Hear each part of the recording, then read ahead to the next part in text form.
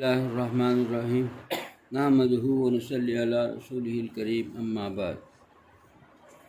دوستو عزیزو، انسان مومن بندہ اگر کوئی کام اللہ کے رضا کے لیے اپنے نفسانی خواہشات کو کچل کر کے اللہ تعالیٰ کی اطاعت پر رکھتا ہے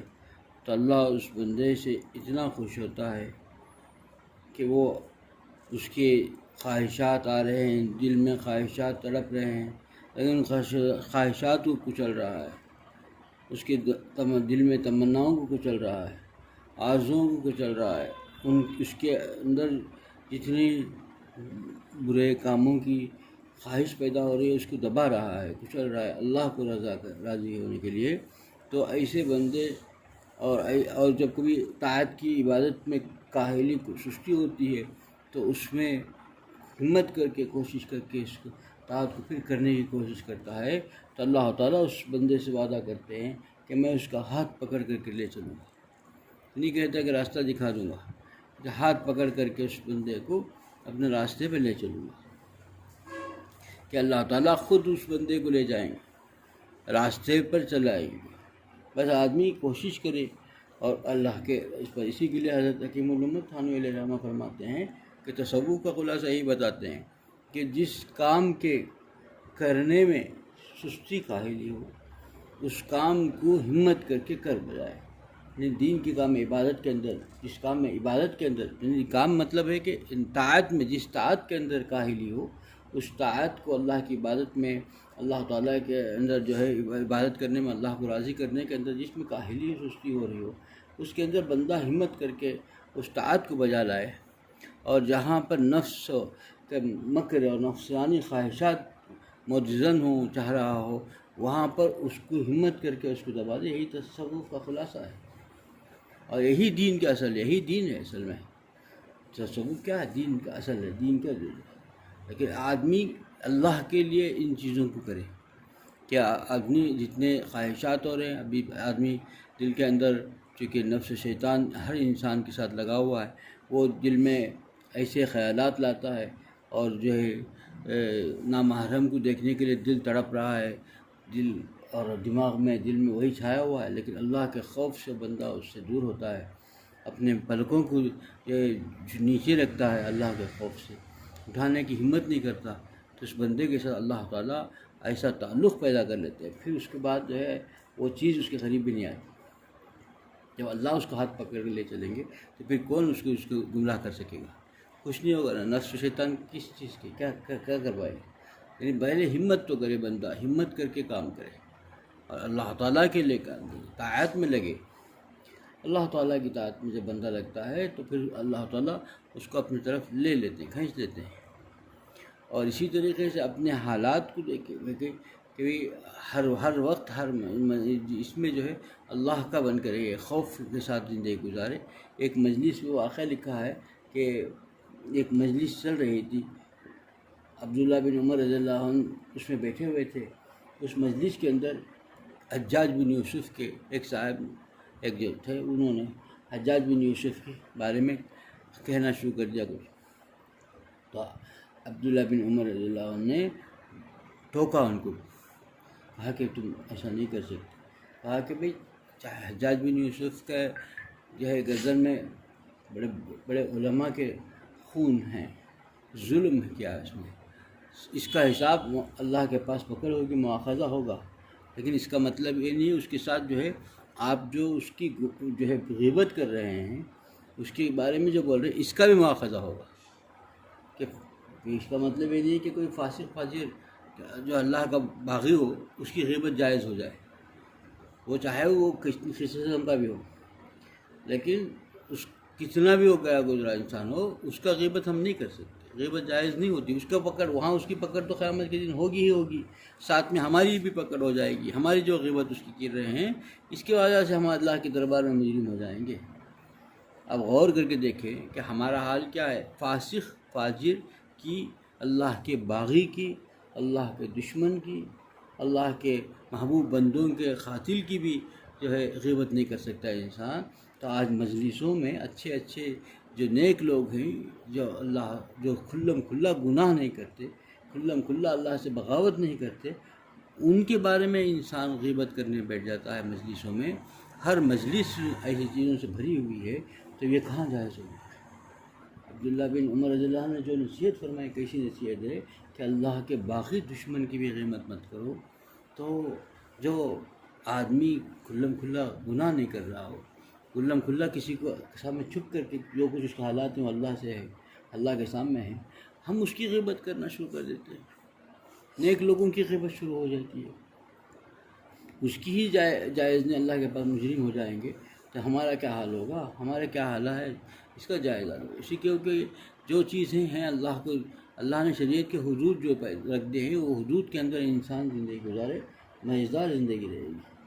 اب چونکہ اللہ نے فرماتے ہیں کہ جو بندہ ہمت کر کے طاعت کی فکر کرے گا، میں اس کو ہاتھ پکڑ کے لے چلوں گا، تو پھر بتاؤ اس کی زندگی کتنی مزیدار ہو جائے گی، کتنی خوشگوار ہو جائے گی، کتنی عافیت کی زندگی ہوگی. عافیت آزاد ٹرین کے ساتھ راحت سے زندگی گزارے گا، کیونکہ اللہ تعالیٰ اس کو ہاتھ پکڑ کے لے چل رہے ہیں. دوستو عزیزو، آج ہمارے حالات یہ ہیں کہ ہم جو ہے اللہ تعالیٰ کی اطاعت بھی کر رہے ہیں، اللہ تعالیٰ کی اطاعت کے ساتھ ہی اللہ کی شریعت کی پامالی بھی ہمارے ساتھ ہو رہی ہے. شریعت کے حدود کے اندر رہتے نہیں، شریعت کے باہر ہم کام کریں. ہمارے معاشرت کے اندر شریعت نہیں، معاملات کے اندر ایک ایسی کیفیت ہے، پھر کیسے زندگی مزیدار ہوگی؟ کیا ایسی زندگی گزارنا چاہیے؟ انسان کوشش کرے، انسان کے حالات آتے ہیں، کوشش کرے کہ اللہ تعالیٰ اسی کے لیے اللہ والوں کے پاس آنا جانا لگا رہے، اور اللہ والوں کے خاص جو اللہ کے مقرب بندے ہیں ان کے حالات کا جو ہے مطالعہ کرے. اس سلسلے میں حضرت حکیم الامت تھانوی علیہ الرحمہ کی جو کتابیں ہیں اس کا مطالعہ رکھیں. خاص کر مجالس جو ہیں، حضرت حکیم الامت تھانوی علیہ الرحمہ کی مجالس، روزانہ اس کا مطالعہ رکھیں. حضرت اللہ ہرزوئی نے اور علامہ مرخذی نے تاکید فرمائی تھی کہ کم سے کم 2 صفحے روزانہ یومیہ مطالعہ رکھیں. حضرت تقی عثمانی صاحب دامت برکاتہ فرماتے ہیں کہ میں نے دنیا میں بہت سی کتابوں کا مطالعہ کیا، ہزاروں کتابوں کا مطالعہ کیا، لیکن جو دین کی لذت، دین کی ترقی حکیم الامت تھانوی علیہ الرحمہ کی مجالس سے مل رہی ہے. مجالس کتب تو سووں ہزاروں ہیں کتابیں، سب کتابوں کی بات نہیں، صرف ان کی جو مجالس ہیں، افادات یومیہ کے نام سے، اس مجالس کا اگر روزانہ یومیہ 2-3 صفحے کا مطالعہ کر لے گا تو بہت ترقی کر لے گا دین کے لیے. ہر گھر کے اندر یہ لازم ہے، کوشش کریں کہ ایک کتاب ہو اور گھر کے ہر فرد بیٹھ کر کے اس کو سنائے، ایک پڑھے دوسرے سنیں. اس کے اندر جو ہے اصلاح کی ایسی باتیں. حکیم الامت اشرف علی تھانوی رحمۃ اللہ نے ایسی کتاب تجویز فرما دی، اور اللہ نے ان کو حکیم الامت اسی لیے اللہ کی طرف سے من جانب اللہ، اور اللہ نے اوپر نام تجویز کیا، تبھی تو لوگوں کی زبان میں ہو گیا. آج تک بھی دیکھیے کہ پہلے زمانے میں 100 برس پہلے کا واقعہ اگر دیکھیں کہ خانقاہ میں کوئی جاتا تھا تو خانقاہ میں کوئی مرید کسی اللہ والے کے پاس بیعت ہونے جاتا تھا تو اس کی اصلاح کے لیے کیا کرتے تھے؟ وہ کہتے یہ تھے کہ بھائی کوئی آدمی ابھی مبتدی حاضر ہوا ہے حضرت کے پاس، شیخ کے پاس، تو ان کو جو کبھی شوربہ خورما کوئی کسی سالن کا مل جاتا تو کہتے ہیں کہ بھائی ایک کٹورا سالن بھی مل جاتا تو کہتے ہیں کہ 1 کٹورا پانی اس میں ملا دو کہ تمہارے نفس کو لذت نہ ملے. اب خطبے کا لذت جو ہوگی، لذیذ جو ہوگا وہ لذت نہ ملے، ابھی تم اس قابل نہیں، تم اصلاح کے لیے آئے ہو، تمہارا نفس جو ہے پھول رہا ہے، تمہارے نفس کو ابھی لذت نہیں ملنی چاہیے. تم ایسا کھاؤ کہ اس 1 کٹورا خورمے میں 1 کٹورا پانی ملاؤ، اس کو کھاؤ، تم ویسے سالن کھاؤ. یہ حکم رہتا تھا. حکیم الامت مرید ملت اشرف علی تھانوی رحمۃ اللہ علیہ نے جب یہ حال آیا آپ کے ہمارے، انہوں نے ایسا نظام اس کو سب ہٹا دیا. کہا کہ بھائی آپ اس زمانے کے لوگ بقوی تھے، وہ صرف روٹی جو ہے پانی میں ڈبو کے کھا کے بھی پتھر لے کے چلتے تھے، 50 کلو اپنے پیٹھ پہ لے کے چلتے تھے. آج آدمی مرغن غذائیں کھا کر بھی، بہت گھی سے کھا کر بھی معمولی 5-10 کلو لے کے چلنے کے قابل نہیں رہا. تو ایسے کمزور زمانے کے لیے، ہم جیسے کمزوروں کے لیے یہ تجویز کروایا کہ تم تو کھاؤ، کھانے میں نہیں ہے، لیکن اپنے نفس کے لیے اللہ تعالیٰ کی اطاعت میں لگاؤ اور نفس کے پھولنے نہ دو. ہمیشہ اس کی نگرانی کرو، ذکر کی کثرت کرو، اللہ والوں کی خدمت میں حاضر ہوا کرو، اور یہ کھانے میں چھوٹ دے دی کہ کھاؤ، خوب کھاؤ، پسند کی غذا کھاؤ، لذیذ غذا سے لذیذ غذا کھاؤ، لیکن نفس کے لیے مجاہدہ ایسا ہے کہ تم ذکر سے اپنے زبان کو ہمیشہ تر رکھو، اپنا محاسبہ کرتے رہو، اور اللہ والوں کی مجلس میں آیا جایا کرو۔ جب یہ کرو گے تو پھر نفس جو ہے شرارت و شریر نہیں ہوتا۔ آج ہم لوگ کیا کرتے ہیں کہ اس کو ان تینوں چیزوں سے دور جو ہے، اللہ والوں سے بھی دور، ذکر سے بھی دور، اللہ خانقاہوں میں جانے سے بھی دور، تو پھر کیا ہوتا ہے، یہ جو نفسانی خواہشات ہیں وہ ہم پر غالب ہو جاتے ہیں اور ہم مغلوب ہو جاتے ہیں۔ پھر ہم جو ہے اپنے نفسانی خواہشات پر زندگی گزار کر کے اللہ کو ناراض کر دیتے ہیں۔ اللہ کو ناراض کر بیٹھے گا تو پھر کیا رہے گا، زندگی پریشان ہو جائے گی۔ دونوں جہاں کا بادشاہ جب ناراض ہو گیا ہے، اس کو ناراض کر دیا ہے، پھر چین کیسے پا سکتا ہے؟ چین تو اللہ تعالیٰ اپنے ہاتھ میں، کہ جس کو چاہتے ہیں اسی کو نظر آتا ہے۔ ہماری نظر میں کیا آتا ہے؟ ہماری نظر میں کسی کی عالیشان گھڑی نظر آتی ہے، کسی عالیشان مکان نظر آتا ہے، کسی عالیشان جو ہے کار نظر آتی ہے اس کے اندر، اور اس کے اندر جو ہے اس میں بیٹھا ہوا عالیشان کھاتا ہوا، اچھا خوب مزیدار کھاتا ہوا، اور نوکر چاکر اس کی خدمت کرتے ہوئے نظر آتے ہیں۔ یہ جو ہم دیکھتے ہیں اس کے اندر راحت نہیں ہے، یہ سب ہم کو جو نظر آ رہا ہے وہ حقیقت نہیں ہے۔ اس کے دل کا حال دیکھو کیسا تڑپ رہا ہے، چین نہیں، سکون نہیں، کھانے میں لذت نہیں، سب کچھ ہے میسر ہے، کھایا تم زبان میں رکھتا ہے، لذت نہیں ہے کھانے میں، مزہ نہیں مل رہا ہے اس کو۔ سو رہا ہے، عالیشان کمرہ ہے،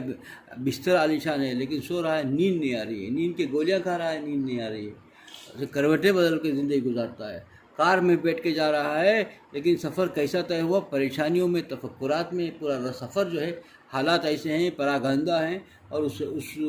گاڑی میں، کار میں، ایئر کنڈیشن کار میں بیٹھ کے جا کر بھی اس کو چین سے نہیں گزار رہا ہے، سفر گزر رہا ہے لیکن چین سے نہیں گزر رہا ہے، اندر ایسی بے چینی بے کلی ہے، دل ایسا بے چین ہے اور بے قراری محسوس کر رہا ہے، تو اس ایئر کنڈیشن کار میں بھی اس کے اندر جو ہے دل کے اندر سے بھاپ نکل رہی ہے، کم پریشان ہے، کہ اس کو سمجھ میں نہیں آ رہا ہے کہ کیا زندگی ہے، کیسے ہے، چاروں طرف سے تفکرات نے آ گھیرا ہے، دماغ پریشان ہے، دل پریشان ہے، بے چین ہے۔ کیوں ہے یہ؟ کہ اللہ کی نافرمانی ہے، یہ نافرمان انسان ہے۔ نافرمانوں کا ہم جو دکھتا ہے وہ حقیقت نہیں ہے، نافرمانوں کے حالات کا اطلاع کیسے ہوگا؟ تو اہل جو ہے بصیرت جو ہوتے ہیں وہی پہچان سکتے ہیں، بصارت سے نظر نہیں آتا، بصارت سے جو نظر آتا ہے وہ حقیقت نہیں ہے، حقیقت سے بہت بعید ہے۔ دوستو عزیزو، ہمارا محاسبہ کریں، اللہ کا بننا ہے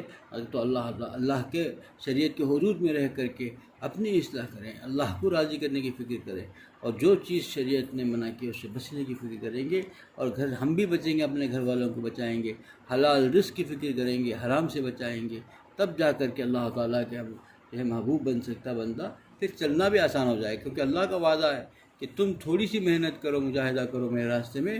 خود اپنا ہاتھ پکڑ کر کے لے چلوں گا۔ اللہ نے وعدہ کیا ہے مجھ سے، ایسی بات نہیں ہے، اللہ نے خود جب وعدہ ہو چکا ہے مجھ سے، ہمت نہیں کرتا انسان، یہ خود طے کر لیا ہے، کہتا یہ ہے کہ بھائی میں نے اتنے گناہ چھوڑ دیا، جو آسان تھے اس نے چھوڑ دیے، ارے وہ تو مجھ سے مشکل ہے، وہ مجھ سے ہو نہیں رہا ہے، انہوں نے فیصلہ کر لیا،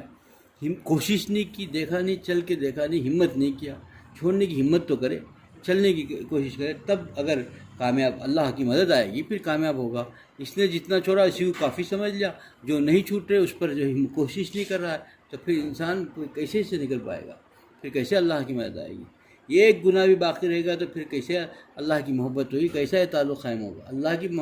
گناہ جو ہے اللہ کی نافرمانی ہے، اللہ کو ناراض کرنے والا عمل ہے، اللہ کے غضب کو دعوت دینے والا عمل ہے۔ جب یہ چیز ہے تو پھر اللہ کی مدد کیسے آئے گی؟ ہمت تو کرے، جو اس کے انسان کے بس میں جتنا ہے اتنا تو ہمت کرے، نہیں ہوتا ہے تو ہمت کرے، لڑکھڑاتا ہے، گرتا ہے، پھر بھی ہمت کر کے چلنے کی کوشش کرے گا، تو پھر اللہ تعالیٰ لپک کر کے اس کو لے لیں گے، پھر وہ مزیدار زندگی گزارے گا۔ انسان ہمت تو کرے نا۔ اب اس سلسلے میں بھی ایک چیز ہے کہ محبت کی کمی ہو گئی، اللہ سے محبت کی کمی ہو گئی تو اللہ تعالیٰ کے پر اعتراض شروع ہو گیا، باپ سے محبت کی کمی ہو گئی تو باپ سے اعتراض کرتا ہے بیٹا، جو ہے استاد سے محبت کی کمی ہو گئی تو شاگرد استاد پر جو ہے اعتراض کرتا ہے۔ لیکن دین کیا ہے؟ دین مکمل جو ہے اطاعت اور محبت کا نام ہے یہاں ادب ہی ادب ہے، ادب ہی سے دین ملے گا، اور ادب نہیں ہے تو پھر وہاں وہی چیز ہے، اللہ کا ادب نہیں تو پھر دین کیسے ملے گا، باپ کا ادب نہیں تو تربیت کیسی ہوگی، استاد کا ادب نہیں ہے تو پھر وہاں پر اس کو جو علم کیسے ملے گا، اخلاق کیسے درست ہوگا، یہاں ادب نہیں ہے، ادھر دین جب کہ پورا مکمل ادب ہی ادب ہے، ادب ہی سے دین ملے گا، ادب سکھاتا ہے، ادب والوں کو ہی دین ملے گا، دین کیسے ترقی ہوگی، لیکن ادب سے بے ادب بن کر کے دین کیسے پائے گا؟ اور انسان ہر آدمی گھر کے اندر ہر آدمی ہر فرد بے ادب بن رہا ہے، اللہ تعالیٰ کے ساتھ محبت کی کمی ہو گئی تو پھر اعتراض، کچھ ہو گیا پکڑ ہو گیا تو ایسا کیوں ہوا، میں سے اللہ کیوں ایسا کیوں کیا، نعوذ باللہ ایسے ایسے الفاظ زبان سے نکلتے ہیں۔ اب استاد اگر ذرا سا استاد سے محبت میں کمی ہو گئی تو پھر استاد کے خلاف بچے طالب جو ہے کہنا شروع کر دیتا ہے، زبان درازی کر لینے لگتا ہے، پھر کیسے اس سے استفادہ ہوگا؟ اور باپ سے اگر محبت کی کمی ہو گئی تو بیٹا جو ہے جری ہو جاتا ہے، الفاظ ایسے استعمال کرتا ہے، اللہ ہی پناہ مانگے کہ وہ کہیں بہت تکلیف دہ معاملہ ہو جاتا ہے، کیوں؟ سب کچھ ادب کے دائرے میں، یہ دین ہی ادب ہے، لیکن ادب مل گیا تو اسے ترقی ملے گی، ادب بھی ضروری ہے دین کے اندر، اس پر ہم لوگ غور نہیں کرتے، ہمارے گھر کے اندر تربیت نہیں دیتے، بس ادب سکھا دیں بچوں کو، خود بخود بڑوں کا ادب،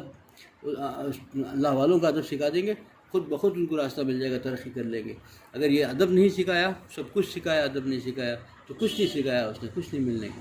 پھر وہ جو ہے بے ادب رہے گا تو کچھ نہیں ملے گا۔ وہ اللہ کی محبت بھی کیسے ملے گی جب باپ کی محبت نہیں، استاد کی محبت نہیں ہے تو پھر اللہ کی محبت کیسے ملے گی؟ جب یہاں پہلا قدم ہی لڑکھڑا رہا ہے، الٹا چل رہا ہے، تو پھر محبت سے نہیں ہوگی تو اعتراض ہی اعتراض رہے گا۔ پہلے باپ سے اعتراض کرتا تھا دل، اور پھر استاد سے اعتراض، پھر اب اللہ سے اعتراض تک پہنچ گیا۔ یہ بہت خطرناک حالات ہیں، یہ سب چیزوں پر ہماری نگاہ ہونی چاہیے، اپنے گھر کے لوگوں پر، اپنے لیے بھی، اپنے گھر کے افراد کے لیے بھی۔ اللہ مجھے بھی اس عمل کی توفیق عطا فرمائے، آپ لوگوں کو بھی اس عمل کی توفیق عطا فرمائے۔ وآخر دعوانا الحمدللہ رب العالمین۔